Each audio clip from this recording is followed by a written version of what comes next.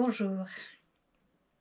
Alors on se retrouve aujourd'hui pour une lecture sur la littérature et l'esprit du Moyen-Âge. Il va être question de Chrétien de Troyes, de la Dame à la licorne, de Christine de Pisan, Chrétien de Troyes de nouveau, voilà, de la poésie et le charme du Moyen-Âge, l'amour aussi, voilà, tous les thèmes dont il est question dans cette lecture.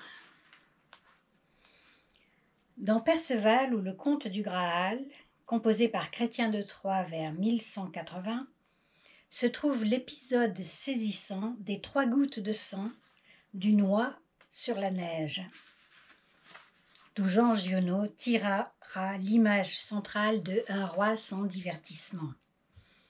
Nous l'avons vu, Carlo Ginzburg évoque dans Signes, traces, pistes, racines d'un paradigme de l'indice, la comparaison entre la lecture et le déchiffrage des traces des animaux. Il écrit aussi « Des traces, même infinitésimales, permettent de saisir une réalité plus profonde, impossible à atteindre autrement. Des traces, plus précisément des symptômes, dans le cas de Freud, des indices, dans le cas de Sherlock Holmes, des signes picturaux, dans le cas de Morelli. » Voilà. En fait, ma lecture est extraite de ce livre qu'on peut trouver sur Amazon et qui est tiré de ma thèse de littérature comparée. Donc, fin de citation, je poursuis. L'association que Ginzburg établit nous permet de dire que Giono a lu et déchiffré la trace et l'image que constitue le passage des traces de sang dans la neige de Perceval, tout à la fois en psychanalyste, en détective de police et en critique picturale. Un matin, à l'aube, dans la prairie où campe le roi, Perceval voit un faucon attaquer et faire tomber au sol l'un des oiseaux d'un vol d'oies sauvages, ébloui par la neige. L'oie réussit à en réchapper, ayant perdu, entre guillemets, 3 gouttes de sang qui se répandirent sur le blanc. Fermez les guillemets. Perceval entre alors en catalepsie devant ces traces, dont la contemplation lui rappelle la roseur des joues de son ami. Entre guillemets, et il y pense tant qu'il s'oublie. Fermez les guillemets. L'association mentale du sang et de l'amour, l'oubli de soi qu'elle provoque chez un jeune homme resté d'avoir été élevé loin du monde, à la fois innocent et brutal.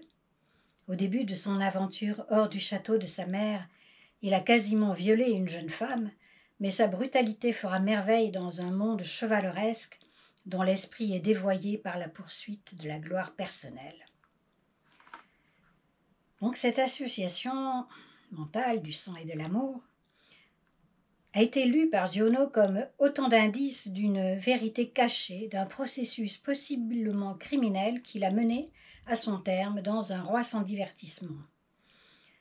Roman où sa fascination pour les traces du sang d'une oie sur la neige avertissent l'enquêteur Langlois de la morbidité de sa fascination pour un féminicide en série. Dans le nom de son personnage, Langlois, s'entendent langue et loi. Loi, l'oiseau, et loi, la loi. Où loi, l'oiseau, figure la femme comme gibier, proie du chasseur, et sans doute sujet et objet cachés de la langue et de la loi. Comme à la préhistoire, dans les replis des grottes, on figura des indices féminins dans l'indice féminin qu'est elle-même la grotte, et notamment sur la paroi blanche de Gargasse, à l'écart de centaines de mains négatives et de gravures de traits et de points, une grande vulve à l'ocre rouge. Bien, je fais une petite parenthèse dans ma lecture pour indiquer que, bien sûr, les thèmes annexes que j'aborde sont plus développés avant dans le livre ou après. Dans La folie Tristan d'Oxford, écrit comme Perceval à la fin du XIIe siècle, l'homme et la femme, chassés de la cour du roi Marc, trouvent un nouvel Éden dans un rocher de la forêt. Je cite « L'entaille de la pierre était belle de grand manière. En cette voûte nous habitâmes, tant qu'à la forêt nous séjournâmes. » Fin de citation. Voûte accueillante où célébrait la vie, à l'antithèse de la douve presque anagrammatique d'où s'élève le chant de mort et de dégagement de la mort d'Yves Bonnefoy. Largement rouges aussi sont les tapisseries où la dame à la licorne finit au début du XVIe siècle par se retirer sous la voûte ouverte de sa tente. La tente est déjà le nouvel abri naturel des nobles citadins en quête de libres ébats, comme Jean Renard le représente au XIIIe siècle dans le roman de la Rose ou Guillaume de Dole.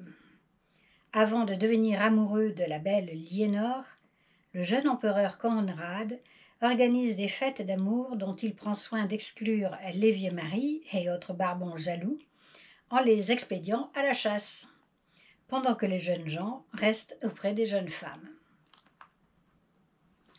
Je cite un passage du roman en vers. « Il fait plutôt dresser nombre de tentes, de tonnelles et de pavillons, en été quand il est sans saison de prendre plaisir dans les prés et les bois. Aussitôt on quitte les villes pour s'ébattre en ces forêts profondes. »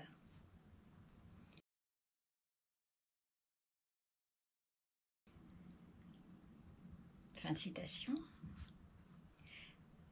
Les 6 tapisseries qui composent La Dame à la licorne ont été réalisées autour de 1500.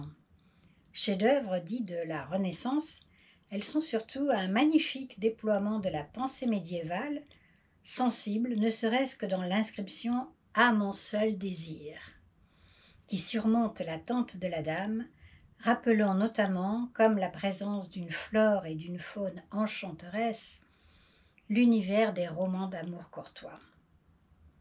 On voit sur cette tente une pluie d'or, qui peut rappeler le chantepleur, ce charmant ancêtre de l'arrosoir. La coiffure de la Dame ressemble à une auréole. Sa tête est penchée comme celle d'une vierge à l'enfant. Les scolastiques considéraient qu'il existe 5 sens externes et un interne. Le 6e sens était celui du cœur et de l'entendement, qui permet à l'homme de garder l'âme pure de tout péché. Au XIIIe siècle, Rumi écrivait « Outre ces 5 sens physiques, il existe 5 sens spirituels.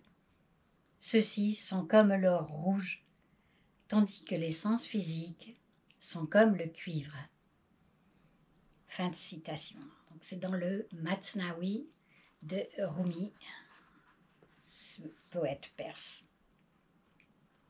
du XIIIe siècle.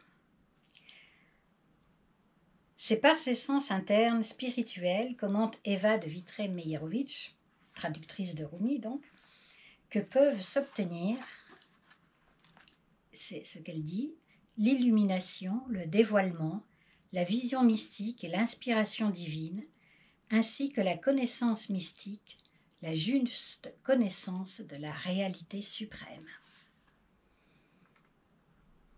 Voilà, c'est dans l'introduction donc au Masnavi. Le thème de la Dame à la licorne servait fréquemment au Moyen-Âge d'allégorie de l'incarnation. Dans l'enceinte d'un hortus conclusus, c'est-à-dire un jardin clos, une jeune femme, un livre ouvert dans la main gauche, tient dans sa main droite la corne de la licorne, réfugiée dans son giron, tandis qu'un chasseur en profite pour lui percer le flanc. Tandis que l'imagerie du jardin courtois dérivait de celle du jardin céleste. Sur l'île bleue de la Dame à la licorne, foisonnante de fleurs et suspendue, plus ou moins basculée en avant dans un univers rouge habité d'animaux, d'oiseaux et de ramures fleuries qui lévitent aussi, se figure une humanité mi-céleste, mi-terrestre. Légèreté, grâce de la jeune femme comme de la composition, rythmée par des lignes de fuite discrètement ascensionnelles, perspectives soulignées par des jeux de verticales et d'obliques, créent un profond sentiment d'équilibre et de sérénité. Gamme de tons finement dégradés, corps voluptueux, blanc, charnel de la licorne, élévation des arbres, des lances, de la corne dont la torsade donne l'idée d'une spirale délicate et infinie, sublimation de la chair, innocence animale, force évidente de la pureté, symbolisée par la licorne aussi bien que par la dame, féerie de la faune et de la flore. Je pense à Rimbaud, je cite, « Des fleurs magiques bourdonnaient, des bêtes fabuleuses circulaient. » Fin de citation. Jeunes félins, renards, loups, lapins, singes, faucons, hérons, perdrix, et les matières, soie, velours, brocart, broderie, pierreries, perles, chevelures. Comme dit Rimbaud, je vous indiquerai les richesses inouïes. Donc tous ces éléments de la tapisserie, chacun de ces éléments apparaît comme l'un des termes d'une langue enchanteresse, mystérieuse et immédiate, une langue sensible, un alphabet secret, un jeu de caresses très délicieuses qui touche l'âme d'une harmonie parfaite. Puissante, mais douce, la dame apparaît à 1000 lieues du stéréotype d'une féminité fatale et terrifiante. L'ordre de lecture et la lecture des tapisseries qui composent l'ensemble sont entièrement libres, du moins pour le lecteur d'aujourd'hui qui ne possède pas tous les codes d'origine pour les interpréter. Nous pouvons proposer par exemple ceci, comme dans un jeu de Marelle, à la case dite de l'odorat, la dame, encore prise dans une sorte de sommeil spirituel, sent. De ce sens le plus primitif, venir quelque chose. Mise en appétit, sens en éveil, elle s'essaie au goût. Ayant goûté, son entendement s'affine. Elle peut jouer et interpréter. Nous en sommes à l'ouïe. Il ne faut pas, comme dit Rimbaud, que la musique savante manque à notre désir. Maintenant qu'elle a appris non seulement à percevoir des langages, mais aussi à en émettre, il lui devient loisible de saisir la réalité qui l'entoure. Nous voici au toucher, qui la représente tenant d'une main une lance, de l'autre la corne de la licorne, symbole de 2 mondes différents, temporels et amoureux spirituels, auxquels elle a désormais accès. Tenir d'un geste caressant la corne dressée et d'une main ferme la hampe aux armoiries, c'est aussi rendre hommage aux valeurs viriles, toujours dans l'équilibre de 2 registres, et s'en rendre maîtresse en toute féminité, sans violence ni domination. Enfin, c'est se saisir soi-même, condition essentielle pour accéder à l'amour réel. Ainsi, dans la vue, la jeune femme, capable de vision, cette fois, peut-elle offrir à la licorne, son divin amant dénudé, l'image qu'elle lui renvoie. Les miroirs de verre sont une invention du haut Moyen-Âge, rappelle Régine Bernoux, commentant la vision d'Hildegarde de Bingen d'une figure portant 5 miroirs sur les ailes de sa nuque. Les miroirs sont alors, dit-elle, une image littéraire fréquente. Je cite Régine Bernoux, « Ils supposent la lumière et permettent de refléter sagesse, sainteté, le visage et les traits de ceux qu'on admire, d'où l'usage qu'on en fait dans les lettres. » Un médiéviste allemand a compté plus de 250 ouvrages qui s'intitulent « Miroir ». Fin de citation. Une fois accompli ce geste par lequel elle révèle l'amour à lui-même dans sa plus riche dimension, elle va pouvoir se dépouiller de ses bijoux extérieurs, de son trésor extérieur, qui retournera au coffre tendu par sa servante. je cite Rumi, pardon. Les caractéristiques de l'existence quitteront ton corps. Les qualités de l'extase augmenteront ton esprit. Donc cette dame va pouvoir se retirer dans cette tente aux larmes flammes d'or, ce simple et somptueux pavillon aux tentures entr'ouvertes, comme une entrée royale autour de son corps. La peau interne du dé est couleur chair. C'est en son corps même qu'après une expérience savante des 5 sens externes, la femme va s'isoler. Le mot « il » et le mot « isoler » sont un même mot. Et si l'île est présente sur chaque panneau, la voici maintenant signifiée par l'adjectif « seul » de « à mon seul désir ». Pour connaître ses sens internes et en jouir. Palais privé, royaume des cieux, royaume de l'âme, royaume de la langue, puisqu'à son fronton pour la première fois apparaît l'écrit, rayonnant de sens et de mystère. Sur la moire bleue des larmes qui coulent, se transforme dans la contemplation en petites flammes qui montent. 3 fois isolée sur son île, dans sa tente, et par l'inscription seule qui la domine, la dame goûtera-t-elle une joie parfaite en son retrait? Emportera-t-elle avec elle son désir? Ce mot qui est au Moyen-Âge encore proche de son sens latin, regretter l'absence de. La nostalgie de l'union avec l'esprit universel, écrit Eva de Vitré-Meyerovitch en commentant Rumi, se déguise, dit-elle, par un camouflage instinctif et se présente sous la forme de l'amour sexuel. Fin de citation. Or, la vision intérieure abolit la séparation entre le terrestre et le céleste, le physique et le métaphysique. Je cite Rimbaud. Sur les passerelles de l'abîme et les toits des auberges, l'ardeur du ciel pavoise les mâts. La reine, écrit encore Rimbaud, ne voudra jamais nous raconter ce qu'elle sait et que nous ignorons. Fin de citation.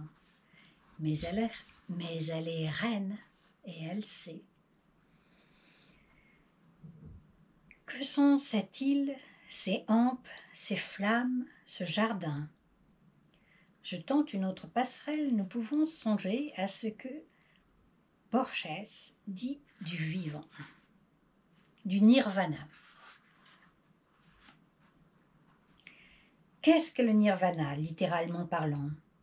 C'est l'extinction, la lampe sur laquelle on souffle pour l'éteindre. Un orientaliste autrichien fait remarquer que le Bouddha s'est servi de la physique de son époque et l'idée d'extinction n'était pas alors ce qu'elle est aujourd'hui, car on pensait qu'une flamme en s'éteignant ne disparaissait pas. On pensait que la flamme continuait à vivre, qu'elle subsistait sous une autre forme.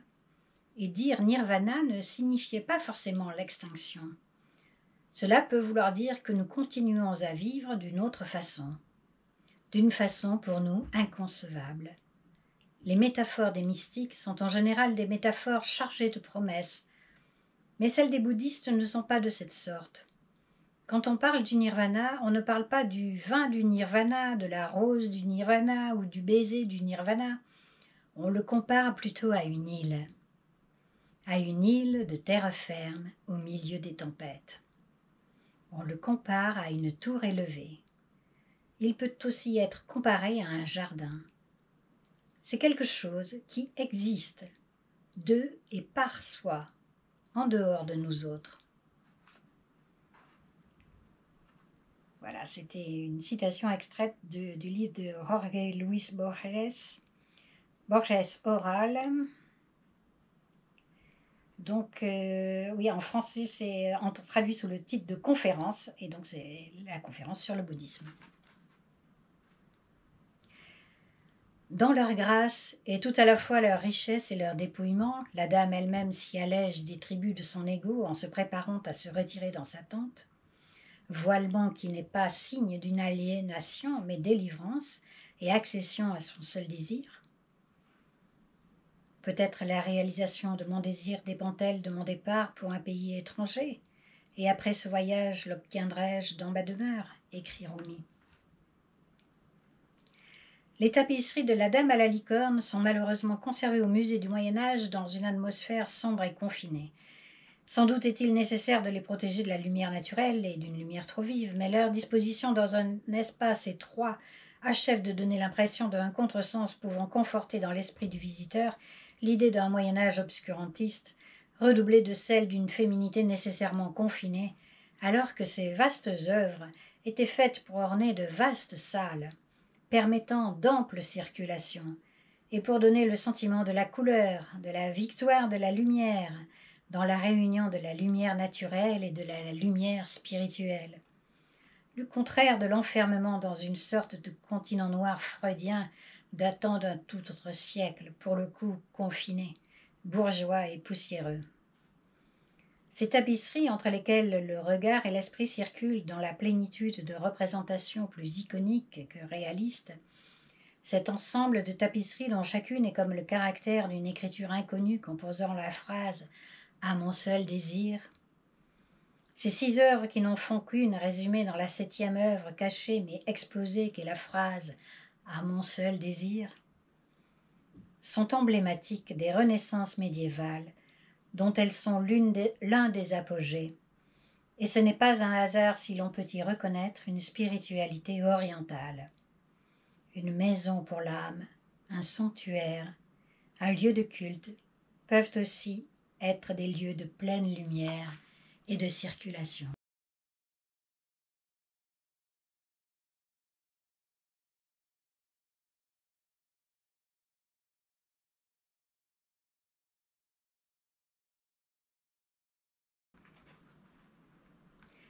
En 1181, plus de 300 ans avant la Dame à la licorne et au lion, il y eut le chevalier au lion.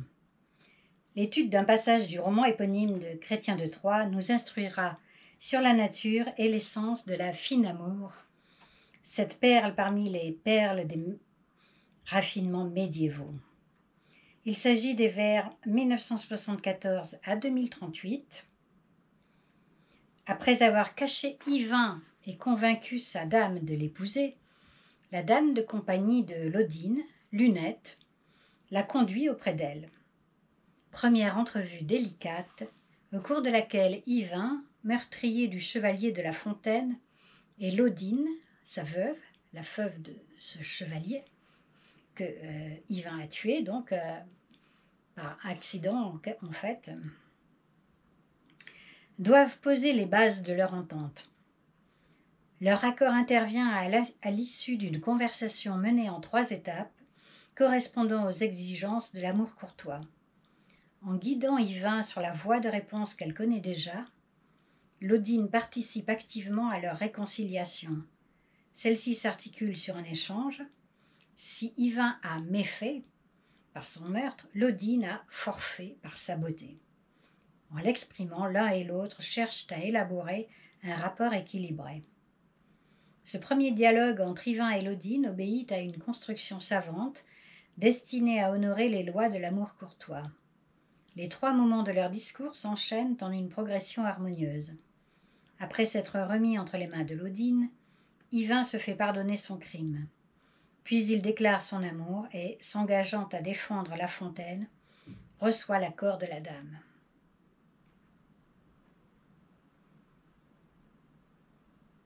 Je cite deux petits vers. « Messire Yvain maintenant joint ses mains. Si, c'est à genoux mis. » Il s'est mis à genoux. Par cette attitude, Yvain exprime le dévouement du vassal à son suzerain et un sentiment presque religieux de dévotion à sa dame. Avant d'avoir prononcé une parole, il détermine par ce geste le sens de leur rapport, les règles de leur conversation et sa finalité.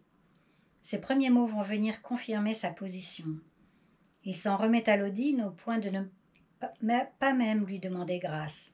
« Je ne vous querrai merci. » Devançant sa volonté, il la remercie du sort qu'elle lui réserve, quel qu'il soit. À ce point du discours, sa parole tient lieu d'acte. Ayant consenti verbalement à mourir pour réparer ses torts, il s'en trouve acquitté.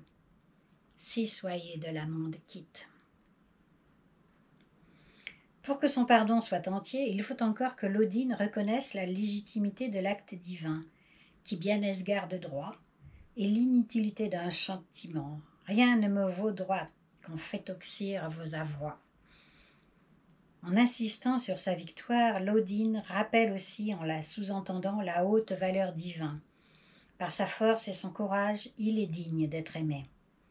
L'admiration réciproque est l'une des conditions essentielles de l'amour courtois. Une autre de ses lois est la discrétion. Ainsi, Yvain aura-t-il bien du mal à composer entre cette réserve de rigueur et la nécessité ici absolue de déclarer nettement son amour. Pour cela, il a d'abord recours à la métaphore classique de l'amour entré dans le cœur par les yeux. Ayant révélé prudemment son amour et l'objet de son amour, Yvain finit par se dévoiler totalement en une très belle période rythmée par le rappel des antel, en début de vers et fermée par cette chute majestueuse que pour vous voient mourir ou vivre.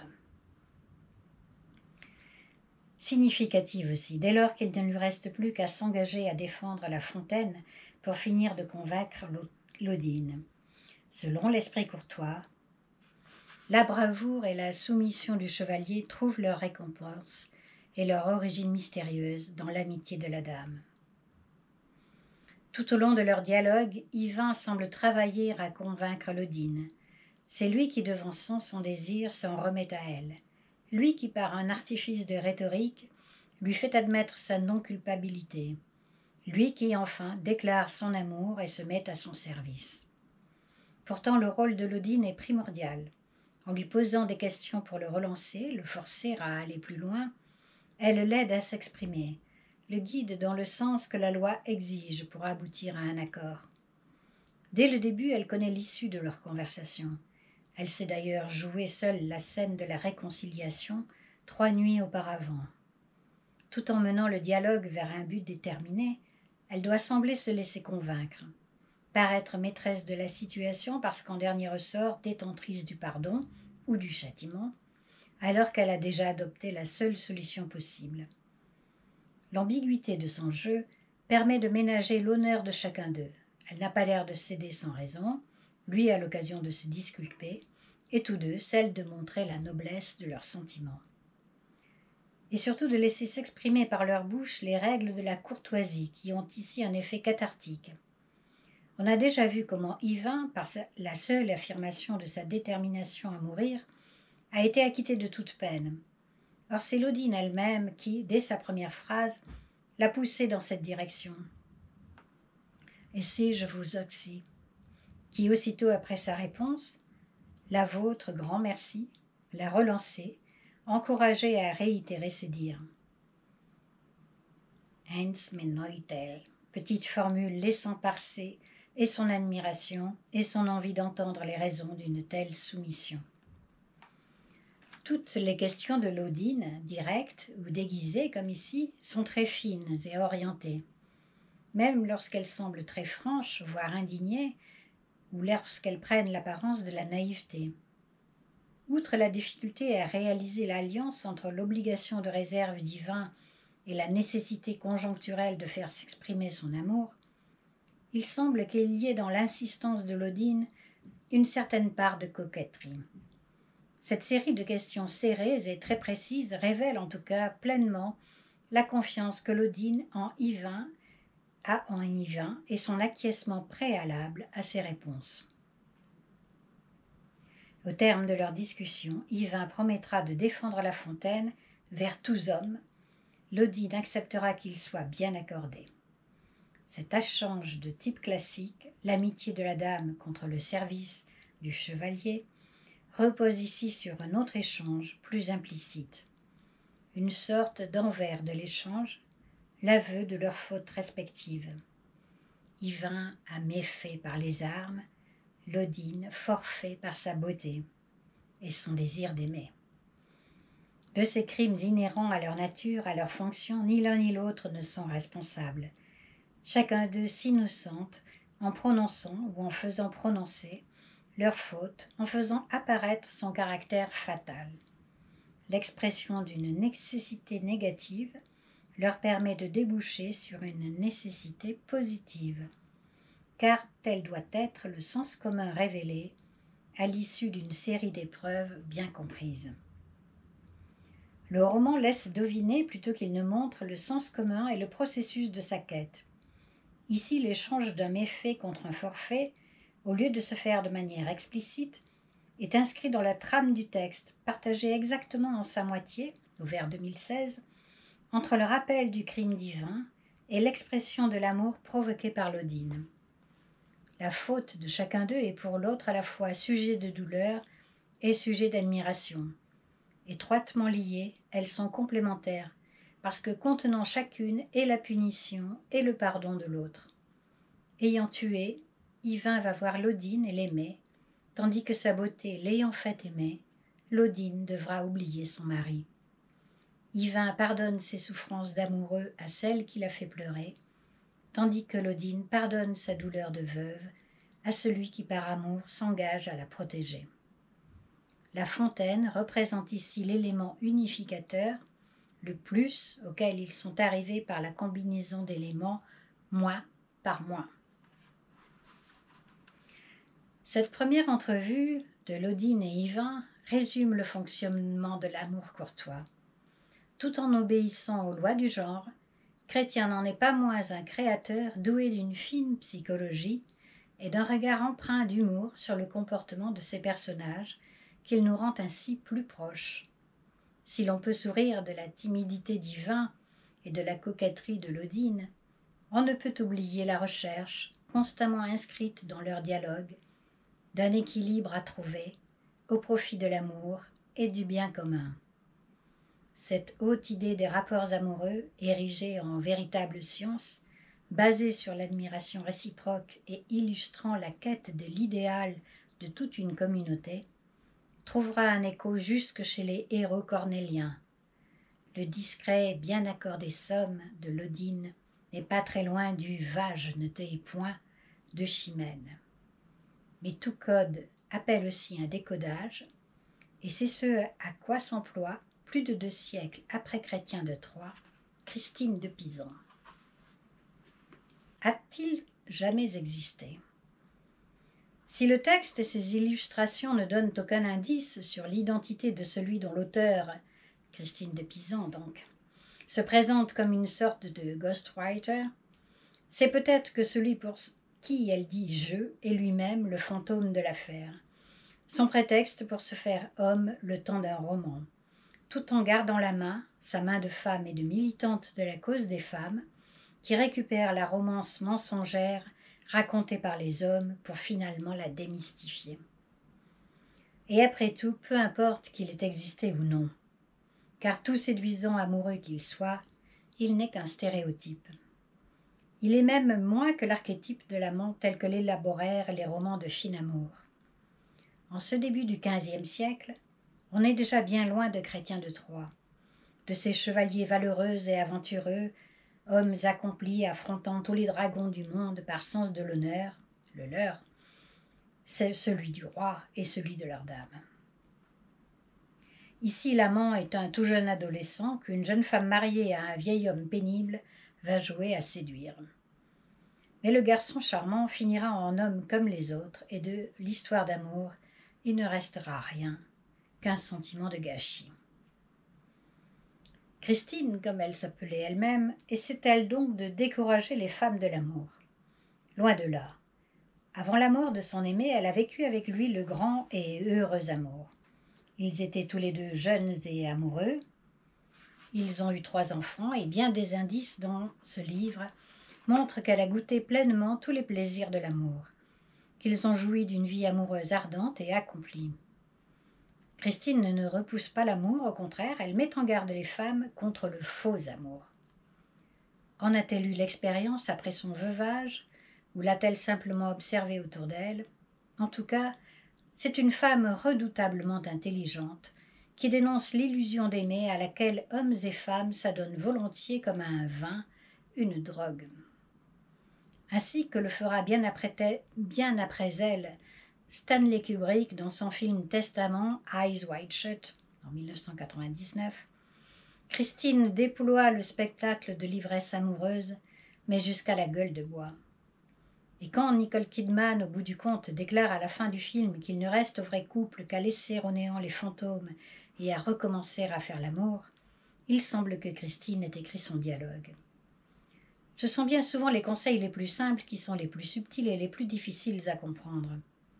Certains se demandent comment on peut qualifier de féministe une auteure qui donnait aux femmes, à travers le personnage de Sibylle de la Tour, des recommandations telles que de s'occuper de leurs travaux et de leur foyer plutôt que de rêver d'amants. Mais Christine de Pisan fait la même chose qu'allait faire Cervantes 2 siècles plus tard avec son Don Quichotte, 1605-1615. Non seulement prévenir les hommes et les femmes contre les vaines rêveries, mais aussi et surtout, ce faisant, dénoncer une société rigide, hypocrite, bornée, liberticide. Car le rêve ne devient néfaste que parce qu'il est interdit de citer. Je cite Christine. « Dame d'honneur, sans vouloir vous déplaire, je vous conseille que de vous vous écartiez les imposteurs. Croyez-moi, sans colère, de ces méchantes langues, il faut vous méfier. » Donc, dans le livre, c'est ce qu'écrit Sibylle à l'amante. Et si l'histoire est narrée par le duc, et selon son point de vue, c'est elle, la dame, qui a les derniers mots du livre, à savoir « Seule mort l'en détachera, qui m'a atteinte. » Mais le poème virtuose qu'est le roman de Christine de Pisan recèle d'autres audaces que celle de sa versification, et que cet avertissement implacable qui démolit la romance et met à nu des fonctionnements sociaux tristes et mortifères sous leur apparence joyeuse. Il est aussi malicieusement une ode à l'amour physique, l'amour vrai pour le coup, l'amour des vrais amants. Alors que la règle de l'amour courtois est de ne pas aller jusqu'au bout, entre guillemets, et de se contenter de flirter indéfiniment, hypocritement et stérilement, les embrassades étant permises mais pas la pénétration, Christine ponctue son texte de petits mots aussi importants que les petites fleurs dans les tapisseries de dames et de licornes, et qui sont autant d'évocations des plaisirs bien crus et nus de l'amour. Le jeune homme, auprès de la dame, je cite, « attise son tison ardent », celui qui est dans son cœur, bien sûr, et se compare à un papillon attiré par la chandelle ou à un oisillon qui se prend à la glu. Une fois de retour chez lui, il s'étend sur son lit sans pouvoir dormir, obsédé par la douce et exquise piqûre d'amour. Une autre fois, il prend congé d'elle après la dégustation des épices. D'autres fois, la dame se fait préparer des bains et invite le jeune homme à venir la voir prendre son bain. J'avais une joie parfaite. Mon plaisir était immense, dit-elle. Non, dit-il dans le roman. Une autre fois, loin d'elle, il lui écrit que son ardent désir l'épuise, lui parle de ses transports d'ardeur. Une autre fois encore, il lui demande de le soulager de son désir amoureux. Une autre fois, après l'amour, cette fois, il se félicite d'avoir pris la peine de tenir les chevaux. Il s'est déguisé en palefrenier pour la rejoindre, pour en retirer un si doux et délicieux salaire. Ces chevaux ne sont-ils pas aussi ceux de son ardeur qu'il a retenu pour la rejoindre ? Au milieu du XIIIe siècle, dans le fabliau de la dame qui demandait l'avoine pour Morel, Morel était le nom d'un cheval noir pour lequel, par code entre eux, la dame demandait à son mari de l'avoine, c'est-à-dire en décodé, lui signaler qu'elle désirait faire l'amour. Comprenons aussi que tout au début, quand le jeune puceau s'en va à la chasse aux conils, ces lapins désignent aussi déjà les sexes des femmes. À n'en pas douter, Christine n'ignorait rien de l'amour vrai et donc signifiant conducteur, et duc signifiant conducteur. Son livre pourrait s'intituler « Guide des vrais amants.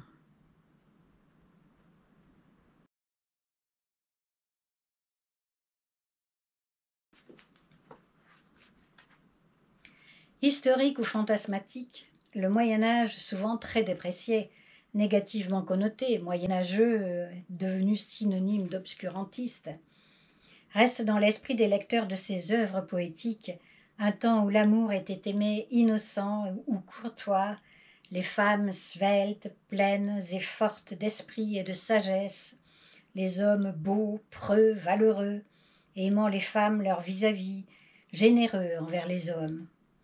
Un univers de grâce, d'honneur, de poésie, de chant, de jeux d'amour et de jeux d'armes, porté pour le tournoi ou pour le devoir, de joie et de finesse populaire, porté par des chansons et des scènes de rue. Dans quel siècle ensuite vit-on d'aussi clairs êtres humains?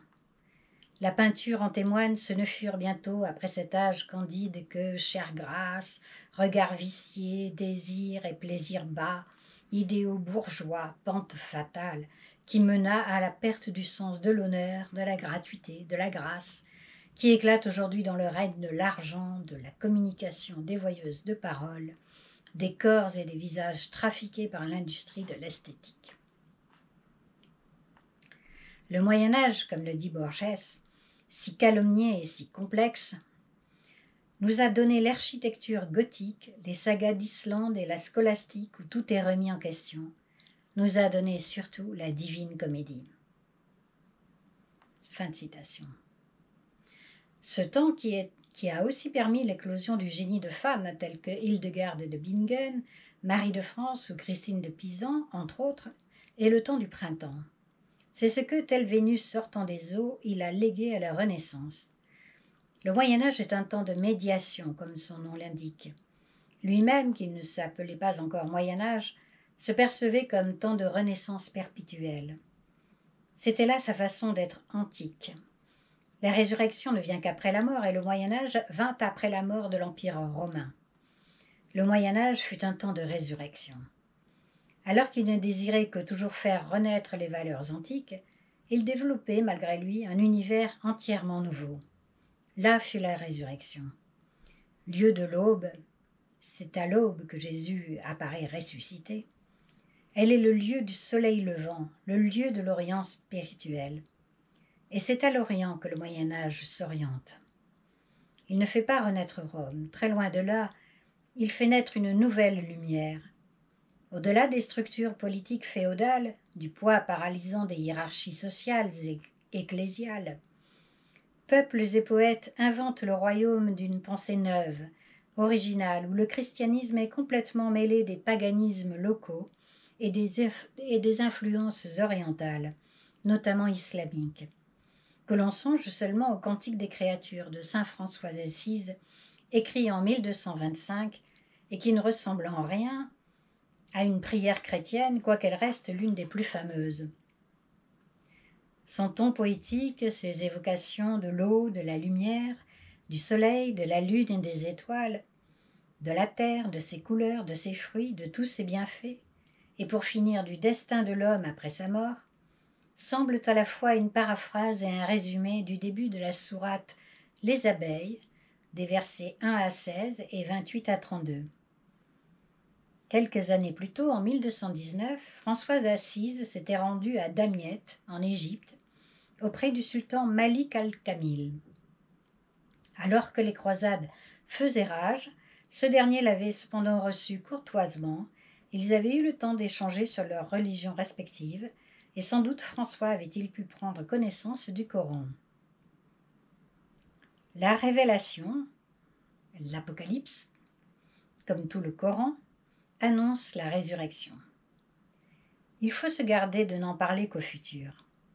Le propre de la révélation est d'être constamment à l'œuvre, et son langage se parle de plusieurs côtés à la fois, comme le dit Breton dans son second manifeste du surréalisme. Si le temps va du passé au futur, du passé vers le futur, c'est par un enchaînement de cause à effet, mais il va aussi du futur vers le passé, toujours en passant par le présent. Ce qui est projeté, le futur, arrive, au présent, et devient à mesure qu'il arrive, passé. Dans ce sens, il s'agit d'un enchaînement de nécessité à effet. Tant qu'il s'agit de projets humains, les choses se passent relativement simplement, plus ou moins telles qu'elles ont été prévues et organisées. Mais dans le champ du futur, champ infini des possibles d'où nous vient la vie, les possibles majeurs, ceux qui dépassent la vie ordinaire de l'homme, adviennent de façon incontrôlée par l'homme.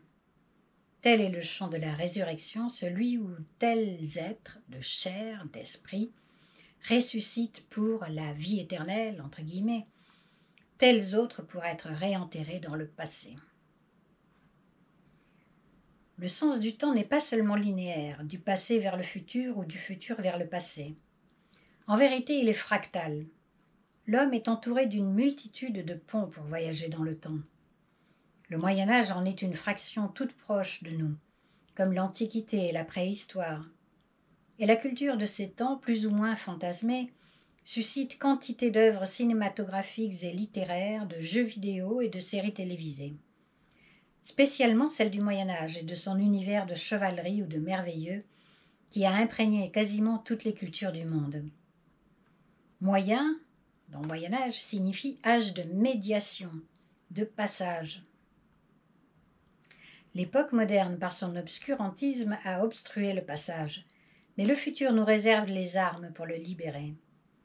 Si l'on ne peut parler d'égalité des droits entre les hommes, ni d'égalité des droits entre les hommes et les femmes dans les sociétés médiévales, la littérature de ces temps et son aptitude à toujours réenchanter le monde traverse les siècles et demeure un puissant levain de libération dans notre époque industrielle et son règne du marché. Les romans d'amour courtois réenchantent les relations entre hommes et femmes, comme les romans de chevalerie réenchantent les rapports sociaux, en construisant une tradition plutôt qu'en en rendant compte. Les mots tradition et trahison viennent du latin traditor, traître, celui qui transmet. La langue nous avertit que la tradition n'est qu'une fiction, traîtresse si on ne la considère pas comme telle, mais libératrice si elle s'assume comme création de l'esprit, destinée à inspirer, donner à penser et à avancer. Une utopie, non une idéologie. Les romans médiévaux ne sont ni plus ni moins réalistes que Le Seigneur des Anneaux, et cela n'empêche pas l'œuvre de Tolkien, ni celle de Chrétien de Troyes, de parler de l'homme réel, tel qu'en ses profondeurs invisibles, qu'ils rendent visibles.